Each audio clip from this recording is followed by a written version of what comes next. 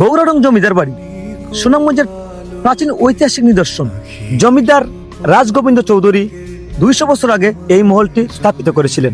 এটা জমিদার বাড়ি ঢোকার রাস্তা, অনেকদিন যাবৎ কাঁচা পড়ে আছে। আশা রাখছি আগামী এমপি মহোদয়ের সুনজরে পড়বে। প্রায় 30 একর জমির ওপর এটা স্থাপিত, যেখানে 6টি রাজমহল রয়েছে। এই জমিদার বাড়িটি তৈরি করা হয় ইট, রড এবং সুরকি দিয়ে, যেখানে কোনো সিমেন্টের ব্যবহার করা হয়নি। এই জমিদারি রাজত্ব শেষ গোড়াপতন হয়েছিল 1800 সালের শেষের দিকে। আমরা স্থানীয় মানুষের কাছে এটা জানতে পেরেছি। জীর্ণ শীর্ণ পরিত্যক্ত অবস্থায় পড়ে রয়েছে মুঘল সাম্রাজ্যের শত শত বছরের ঐতিহাসিক স্থাপনা। আজ 2025 সাল, এখনো কেউ এটার পরিচর্যা করে নাই। সুনামগঞ্জ শহরের পশ্চিমে প্রায় 3 কিলোমিটার দূরত্বে গৌরারং গ্রামে এই মহলের অবস্থান।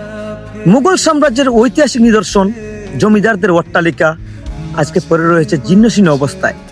চলে আসবেন সুনামগঞ্জ জমিদার বাড়ি দেখতে এবং আপনাদের মূল্যবান এক্সপিরিয়েন্স শেয়ার করে যাবেন। ভালো থাকবেন সবাই। আজকের ভিডিওটা এই পর্যন্তই। ধন্যবাদ। আসসালামু আলাইকুম।